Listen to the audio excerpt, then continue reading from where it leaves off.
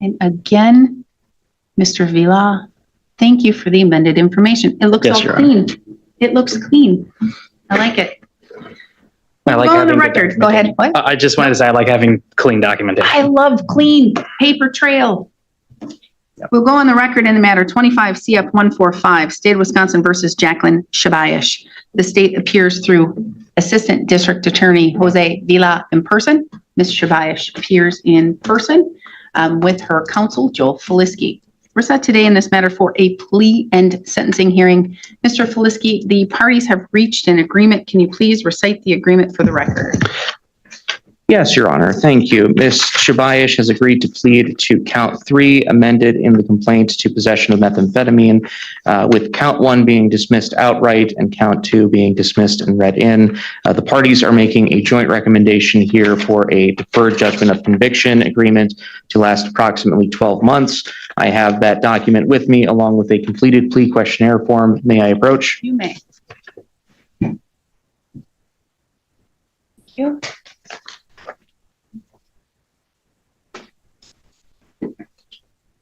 Ms. Shabbay, I have in front of me 2 documents. One, a deferred judgment of conviction. One is a plea questionnaire waiver of rights form. Do you recognize these documents? Yes. Are these the documents that your attorney just went over with you? Yes. Did he go over them thoroughly with you? Yes. Essentially word for word? Yes. And did you understand everything on the documents? Yes. Is this your signature on both of the documents? Yes.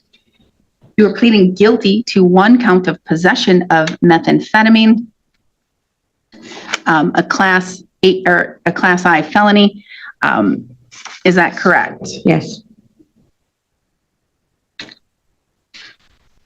Okay.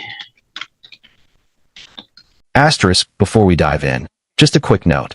This commentary is created for educational purposes, designed to help those who may be confused or curious about courtroom processes. If you don't find it helpful, feel free to skip ahead. But for those who want a deeper understanding, stay tuned. It's about to get intense. All right, here's the setup. Jacquellyn Shabbay is facing possession charges, and the court is walking through a deferred judgment of conviction.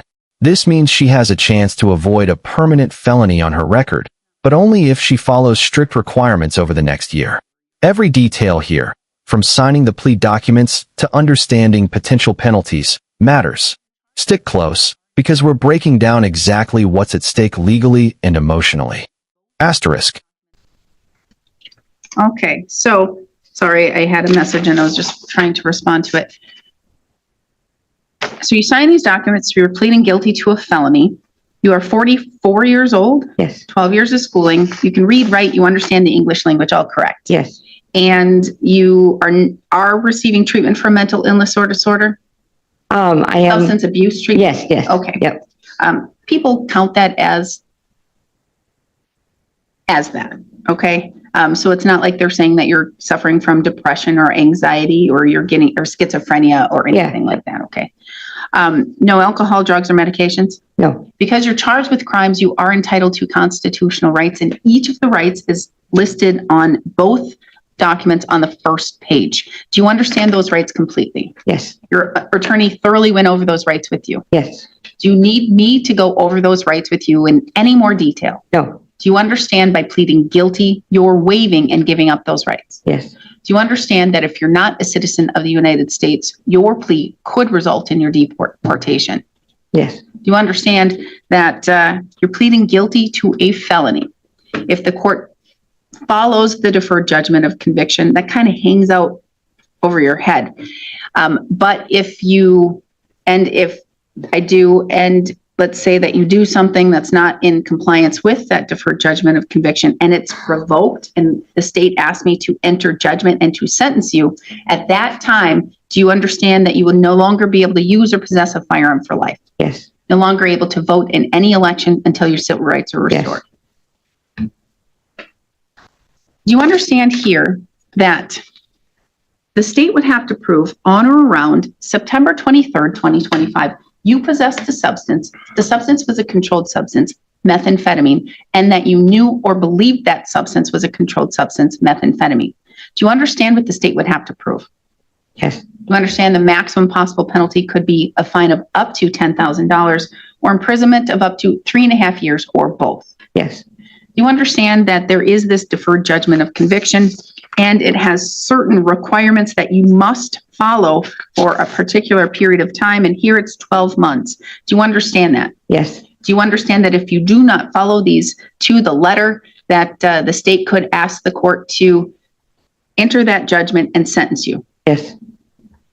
And part of that is that you must do an AODA assessment and follow through, and you must provide the notice within 180 days of signing this agreement. Yes. Do you also understand that within 60 days, you must pay $150 to the district attorney's office? Yes. That is the number one reason I see the state asking to enter judgment. The second is providing that notice of AODA, okay? Yes. Now, do you understand? I'm not bound to follow that agreement.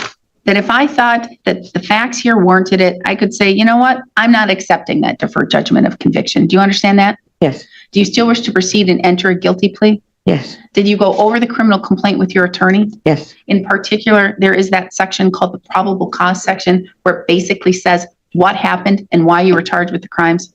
Yes. For the most part, are those facts accurate? Yes. All right.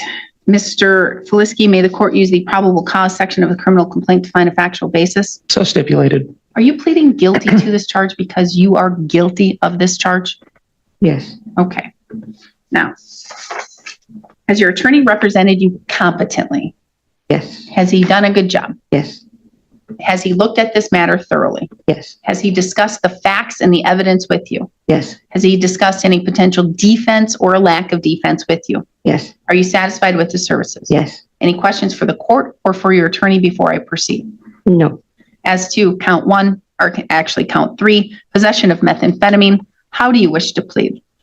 Guilty. Court will find your plea of guilt is done knowingly, intelligently, and voluntarily. I'm going to find that you understand your constitutional rights and what it means to waive and give up those rights. I'm going to find a factual basis to accept your plea of guilt.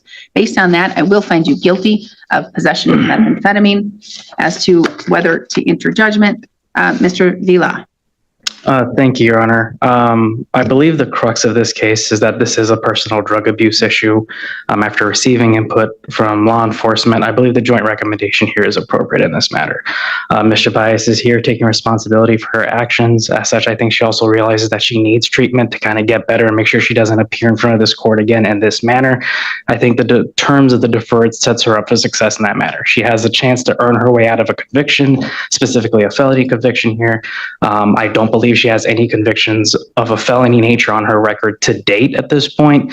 So this should properly incentivize her to get treatment, stay clean, and if not, that threat of the felony conviction will hang in the balance. The main goal here should be to... This is a critical moment. The court isn't just taking her word. Jacquellyn is being reminded of every legal consequence if she fails to comply. From fines up to $10,000 to losing the right to vote or own firearms, deferred judgments carry serious weight. This is the balancing act, a second chance, but one misstep, and that felony conviction becomes immediate. Think about it. Would you feel the pressure of knowing every action is being monitored over a full year? Reduce the chance of recidivism in the future. As such, I would ask the court to adopt. Thank you. Thank you. Mr. Felisky. Thank you, Your Honor. I concur with the remarks made by the state. I think that the resolution here is appropriate given the nature of the offense here. This was a personal use amount alleged here, and Ms. Shabbay has actually taken the initiative. In fact, before this matter was renegotiated for a DJOC, she actually already has enrolled and has been participating in AODA assessment and subsequent follow-through. I believe, and again, agree with the state here that the terms of this agreement will keep Ms. Shabbay accountable, will prevent future offenses from occurring, and will allow her to ultimately address the underlying issue that led to this charge to begin with. Your Honor, I overall think that this is an appropriate agreement, and I would ask the court to follow it. Thank you. Thank you. Ms. Shabbay, anything you want to add or you want to tell me? I am an AOD. I have been for the last since September. I got a job in December. I'm working full time at Little Turtle Hurdle. Oh, nice. Yeah. and I just got my daughter back. So things are going good. It sounds like things are going amazing. Yes. And you are taking control of your life Mhm. and you are putting yourself on a better path. Yes. And that you should be proud of yourself and what you are doing. How many days have you been sober? It's been September 22nd. So, well, actually, was it the 22nd or was it the day of the incident? Because that was The day of the incident, So the yeah. 23rd. So Yeah. you're close. I just want to make sure that you know. It's very important that you know that date. I mean, you don't have to exactly know that date, but because every day that you remain sober and you continue to work on you and your substance abuse issues, every single day matters. Yes. And it's every single day you should be proud of yourself and what you are doing. I am. And I'm so glad to hear that. I think this agreement is appropriate. This isn't a serious matter of a dealing or intent to deal matter. This is a self-use case. And who you were hurting was yourself and your daughter, Yes. your family, your friends. So I believe it's appropriate. So I am going to accept the DJOC. And what I'm also going to do, you have $500 posted. I do have to keep that until the DJOC runs. Okay. However, I'm willing to release $150 from that to the district attorney's office. So you don't have to come up with another $150, okay? Okay. And then that is done, check off your list. Here's where the story gets personal and human. The courtroom isn't just about rules, it's about lives. Jacqueline's turning point, sobriety since September, steady work, and reconnecting with her daughter demonstrates accountability and rehabilitation. The judge and DA are clearly factoring in her efforts. This isn't just legal drama, it's real-life consequences and victories. Viewers, what do you think? Is this enough to justify leniency, or should the court focus purely on the charges? Make sure you do the AODA stuff and you get all of the notice and all of the updates to the district attorney, okay? Yes. All right, so I will be directing the clerk to transfer $150 to the state, and then you are good to go. All Thank right? you, Your Honor. I'm so proud of you. Thank you. All right, thank you. We are adjourned. Right, we will go on the record in the matter 25 CF 170, State of Wisconsin versus Wesley Alwyn. I do not have Mr. Alwyn. I know I gave him permission and to appear by video conferencing. I do not have him located here waiting to come in, but I do have Joel Feliski, his attorney. I have the state through Assistant District Attorney Jose Vila, and I do have Officer Deputy Schaefer, who is appearing, who is going to be providing testimony here today. It's 11:18. This was scheduled for 11:15. Mr. Feliski. Thank you, Your Honor. I contacted the St. Croix County Jail this morning to call them specifically to confirm that they have the information for Zoom. They advised that they did and that Mr. Alwyn would be appearing at the time scheduled. I have no answer for why he is not appearing as scheduled. I stand mute. You see why I don't like appearances from jails? Yes, Your Honor. And I'm not saying you or anything, but this is a privilege to be able to appear by Zoom, and it does put a lot of extra work on our jail staff to have to facilitate these things, because really that's not their job to facilitate court hearings. Their job is to take care of the inmates, to make sure that the jails are running, and to do all of those functions. And since the wonderful invention of Zoom court, everybody has extra things that they have to do. They're not getting paid more. They're not getting any other benefits. They just have more work and more things to do. So here's the deal. I'm sorry. I'm not allowing Zoom appearance by St. Croix County anymore for Mr. Alwyn. So the court is going to issue a warrant, body only. We'll have him when we get him. All right. Thank you. We are adjourned. Thank you, Your Honor. Record in the matters 25 CF 89, 26 CF 09, State of Wisconsin versus Timothy Ainley. The state appears through Assistant District Attorney Jose Vila in person, Mr. Ainley appears in person with counsel Zachary Fisher by video conferencing. We also have Kate Murtaugh, who has been appointed on a limited basis for the minor child in this case as guardian ad litem.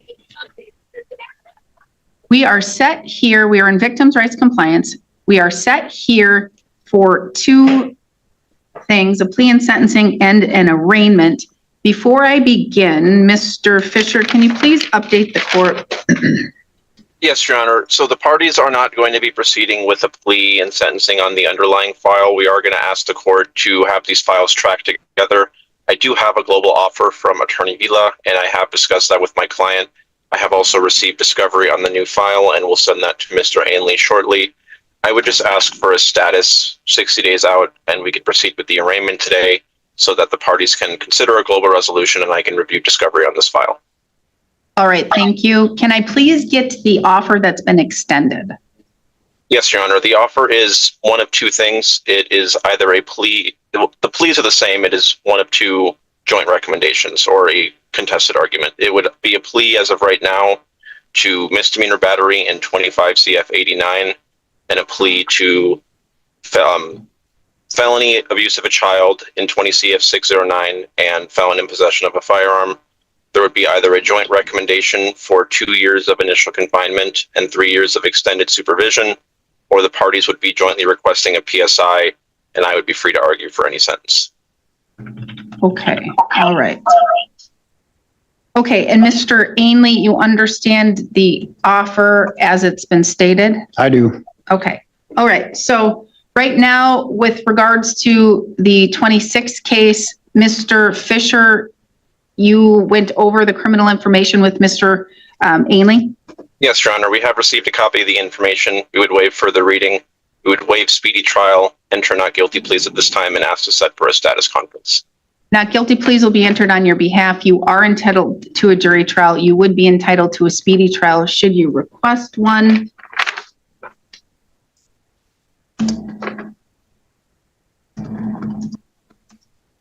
March 30th at 11, you're coming back here, Mr. Fisher, or at least I have you for statuses. March 30th at 11. Yes, Your Honor. All right. Anything else we need to address here today? Not from my perspective, Your Honor. No, Your Honor, thank you. Okay, thank you. And Mr. Fisher, so we are adjourned as to that matter. I'm just letting you know, since you are his criminal attorney, this doesn't affect you or relate to your representation, but I do have an issue as it relates to family. So I just wanted to let you know that I will be having a brief, I don't know if I'll even have a hearing right now as it relates to the family. So I was just letting you know. Thank you, Your Honor, and I'll have Mr. Ainley discuss that with me if he has any questions about it. Okay, thank you. What? I'm sorry, my ears clogged right now for some reason. Oh, Mr. Fisher's gone. Oh, you need to come up here and sign your bond. For some reason, it didn't get signed. Thank you. Judge, did you want me to stay on for a minute? Sorry, Miss Murtaugh, I didn't even address it because I didn't see your face on the Zoom. So when I don't see the face, it's hard for me. I forget sometimes. That's So okay. what I meant on a limited basis is you don't need to be involved in all of the negotiations. You can. Oh, yeah. Yeah. Your copy. I'm And then sure do you want me you've to been a just part of mail you one a before. copy You said you've of been this, or appointed do you- before as guardian ad litem and a criminal. So it's not in the Yeah. whole total. You do all of the things. Correct. I can give you a Yes, so copy I just out by wanted the clerk's you to- office, or I can mail this to you. Just wanted to be on Yeah. the same page. Yeah, I envision it's more This has just left. support for Noel. Okay, yes, and I appreciate that, and Okay. thank you. Yeah. So you are free to leave. Can you run, go get Ms. Thank you, Hess? Judge. And you don't want me on for the family? This wouldn't relate to the children. It's just a Okay. property issue. Okay, thank you. Thank you. Judge Mogen. May I request that her boyfriend step out? He has nothing to do with my family matters. No, it's an open hearing, open court. All right. So Ms. Hess, if you can please come forward and have a seat. This isn't a formal hearing. I don't know if we're getting a clerk, but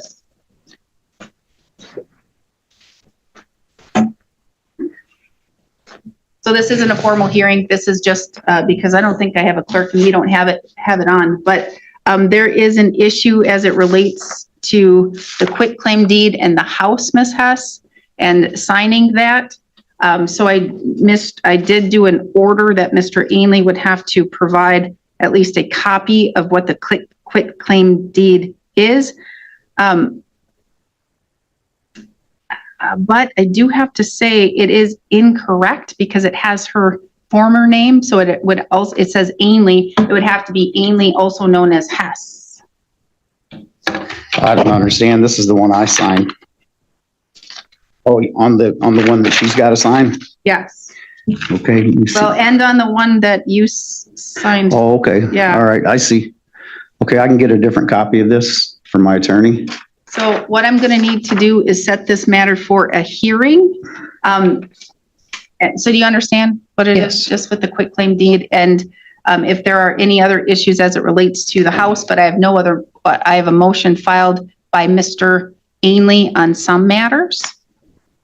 So did you get a copy of that? No. Did you serve her? They couldn't find her. Okay, well then I can't even hold a hearing on that, but you're out of custody now. So you are seeing Commissioner Krupa, I believe, in a couple weeks. Yes, ma'am. On the So 12th, this I believe. may be an issue for Commissioner Krupa because if you have a correct deed, then he may go ahead and have her sign it. Yes, ma'am. So, or whatever. And I don't even know what's going on with Commissioner. I haven't looked. He has his own stuff he handles. And then if he can't handle it or it needs to be a judge only, then it gets Yes, ma'am. sent to me. Okay. Okay. So I'm not going to set a hearing, but I do have the copy. And again, your legal name is not Ainley anymore, correct? No, it's not. You changed it over and have your driver's license and all of those things? Yes, Your Honor. All right. So it has to be changed. It has to be Hess, Rachel Ainley Hess, or what? Yeah. Also known as, or formerly known as, or all of those things. Yes, ma'am. So if it's done by Mr. Lean, talk to Mr. Lean about that. Okay. Okay. All right. We will go on the record in the matters 25 CF 112, 25 CF 131, State of Wisconsin versus Joshua Mersha.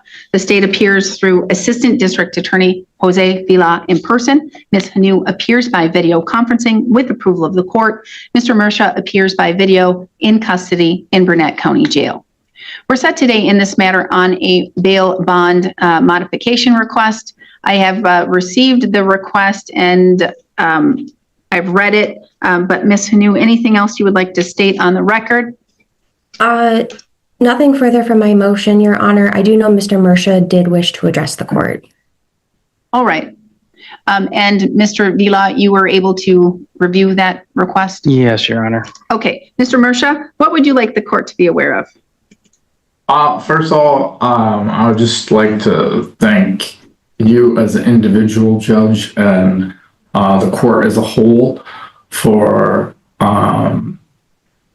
affording me the latitude to move the original or reschedule the original court date due to a family medical emergency, as was stated. So thank you on behalf of my family and myself. We appreciate that. And despite the technical difficulties that I had resulting in the failure to appear, that was not my intention, and that was not a disregard, intentional disregard to the court.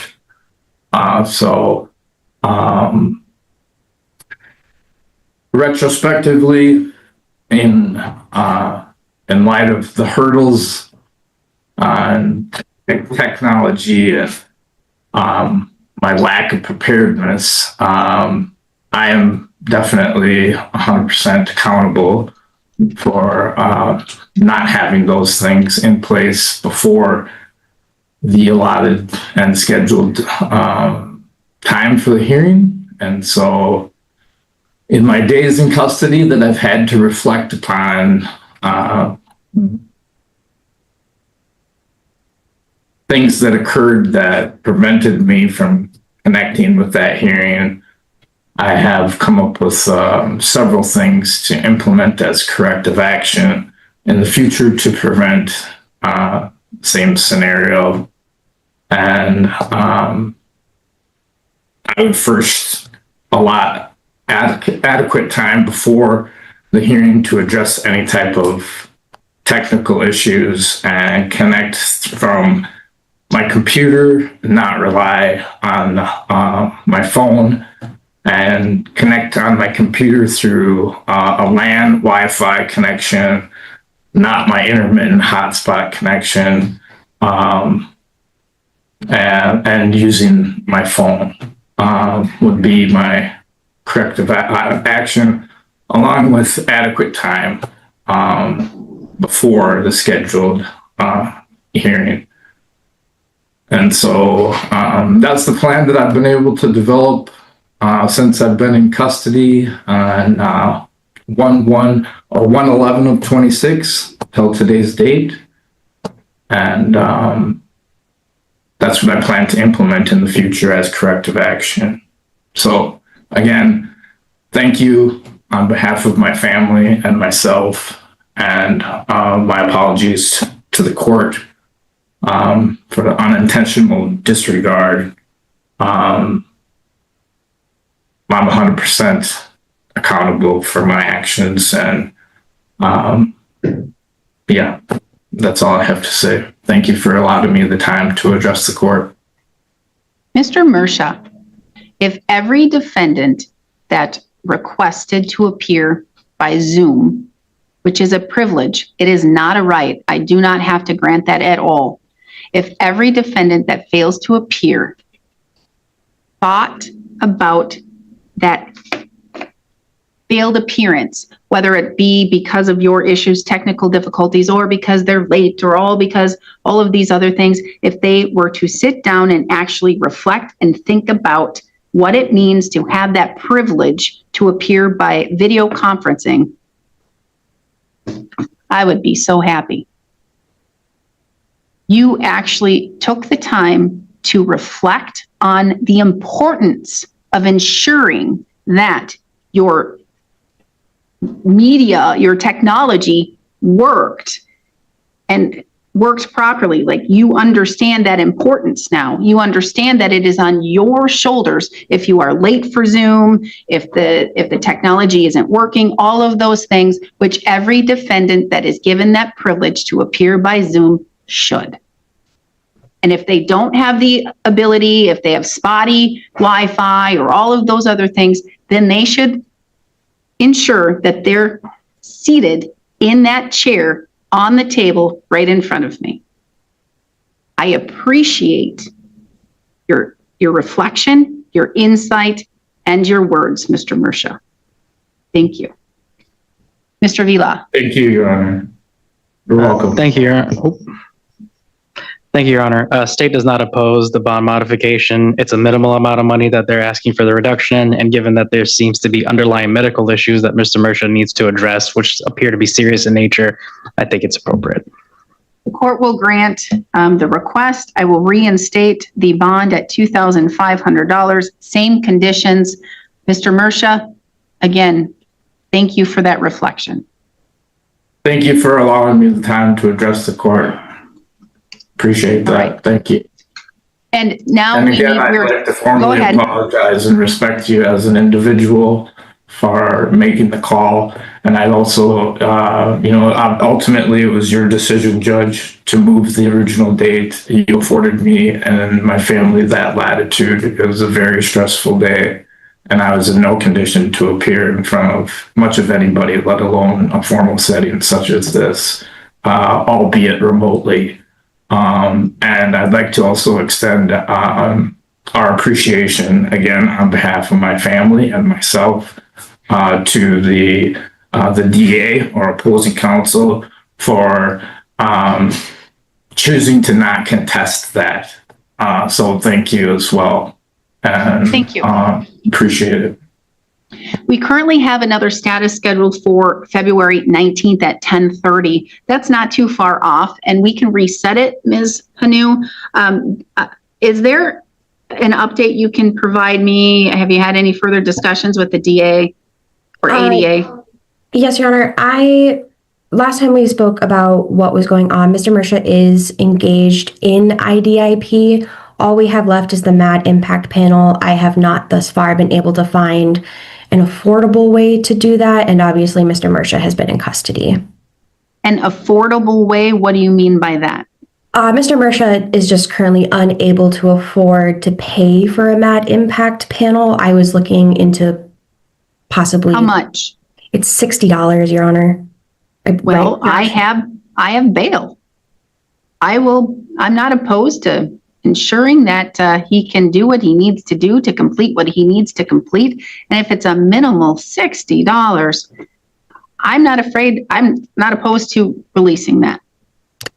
Josh, how does that sound? I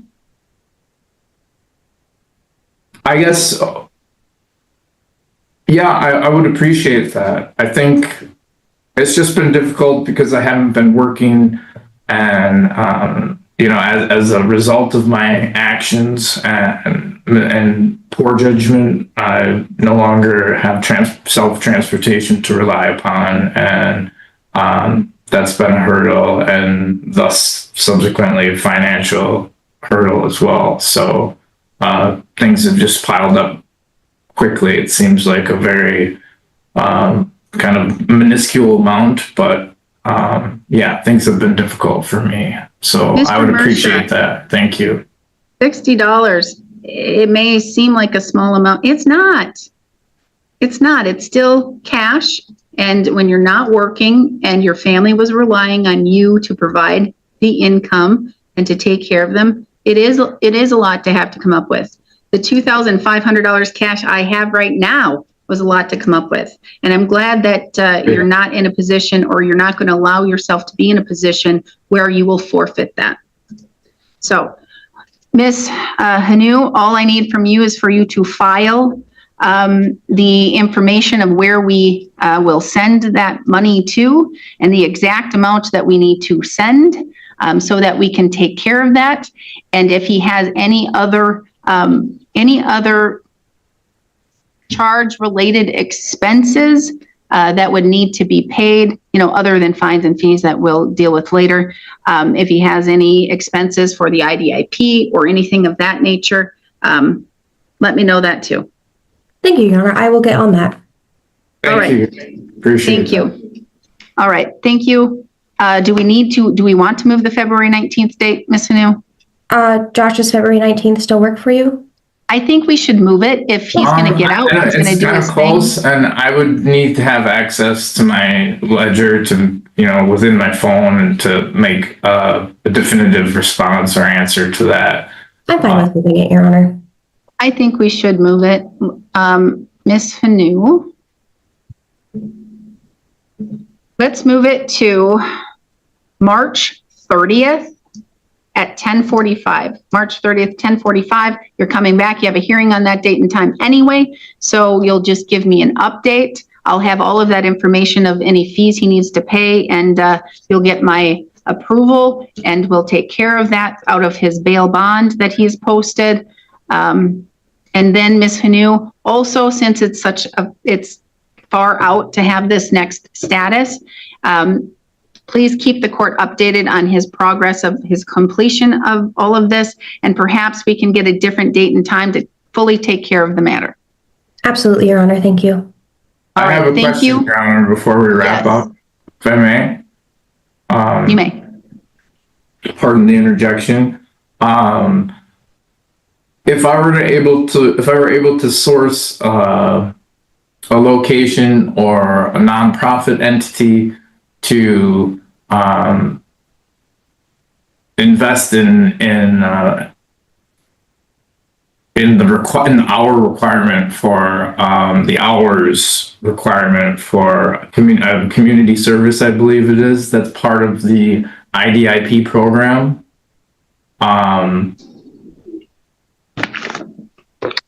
May I continue with those hours over the pre-conviction requirement for IDIP?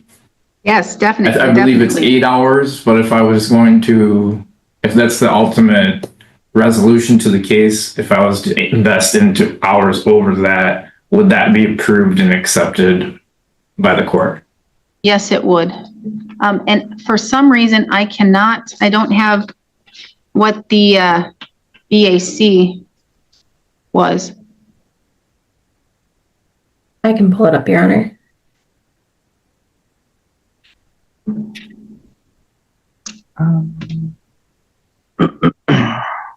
.367.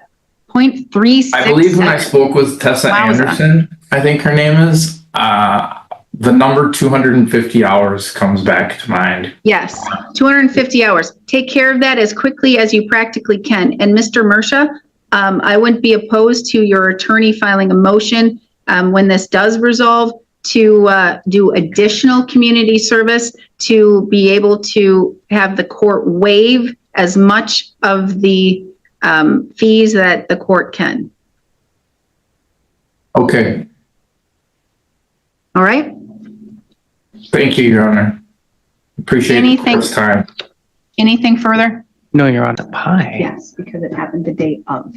Okay. So we would need Oh, yesterday, but yes, we would, because it happened the day of. okay. But I mean, if it's cleaner for you, but because it would say all of three of the charges in CCAP, we want them to say, have all the charges, because again, it's the day of, and then it would be Q&A? prosecutor's motion, and then not give. Oh, like the witnesses? Yeah, Oh, I put that in there for right now because I have. Why? Because sometimes it goes really fast. Mhm. Especially if there's. I need to close it out.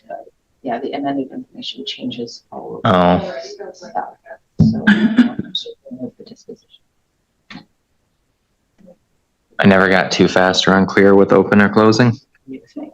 I have no complaints. Okay, I guess I don't understand. Sorry, we'll be with you in 1 second. I'm just trying to logistically figure out our system.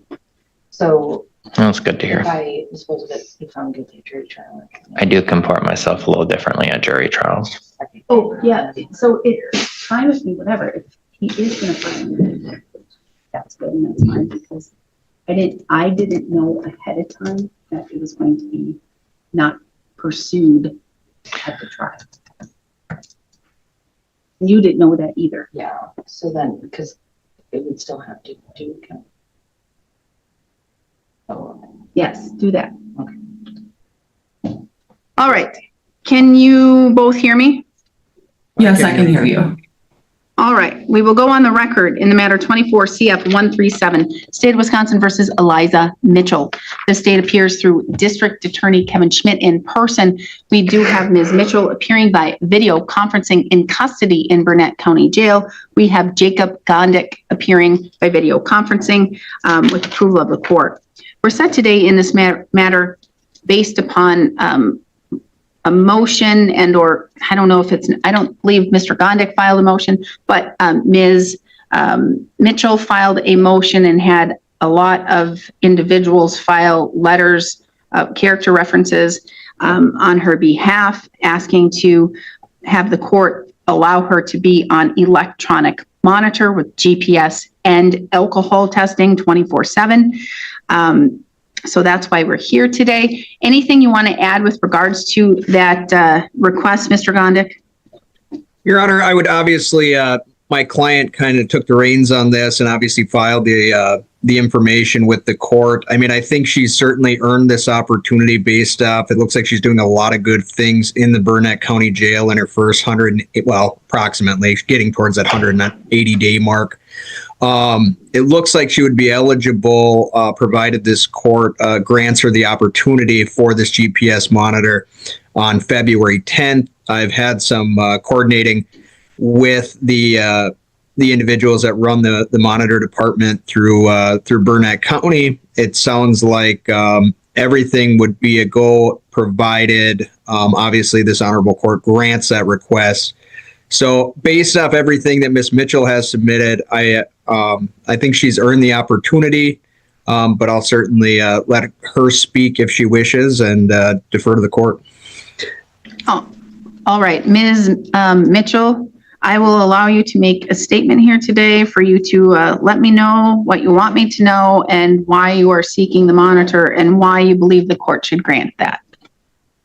I first wanted to start off saying like how proud I am of what I've figured out about myself. I've learned a lot about myself being in here, and then I've mentally grown just so much, and I'm ready to be home with my son. And my plan is to meet with my PO and schedule my speech that I also wrote about in my letter to you.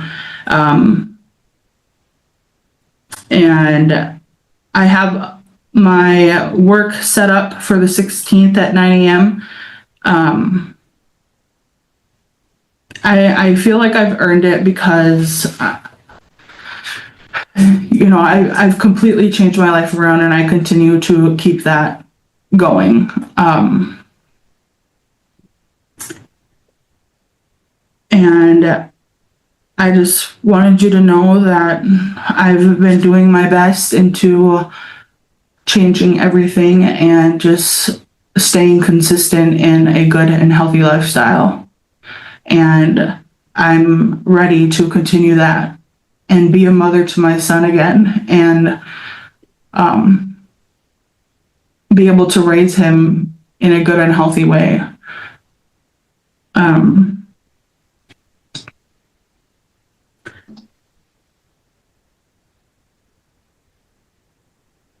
Okay, thank you. Yes. Mr. Schmidt. The victim's input in this is, all he said was he believes Mitchell should sit her time. I don't take a position because if you recall, I was capped at PSI, and PSI came with a weird recommendation about conditional jail and when it should be served. I do note the judgment of conviction says first 6 months in county jail, second 6 months if court approved ECM. So I do think her request is consistent with what's already on the JOC. That's all. All right, thank you. And the victim did not want to do any statement or anything other than what you have said here today? He explicitly said he wasn't going to be in court and didn't want to speak. Okay, all right. How long has she been in custody? The sentencing was July. Oh, Mr. Schmidt. The sentencing was July 15th. Since it was conditional jail, we'd count from there. Okay. So she's either at or extremely close to the 6 months. Okay. Wait, no, she's beyond it. She's at like 8. Well, she shouldn't be if there was only 6 months conditional jail. July, August, September, October, November, December, January, February. She should be. Yeah, that's weird. What the JOC says is 12 months of conditional jail, first 6 months in custody, second 6 months, if approved, to the monitor. Yes, okay. So that's where we are. Mr. Gondik. Yeah, if I could speak to that, just as far as the, so we got that right. DA Schmitz is correct as far as the date of sentencing, but she had 30 days to report. So she went in August 15th. So she's coming up in the middle of February. So I think the 180-day mark is either February 9th or February 10th, but I know based off the jail's count, I think February 10th is the day, provided this honorable court approves it, she would be able to get released. So that's how there's a month difference there. Okay, and thank you. I appreciate that. And Ms.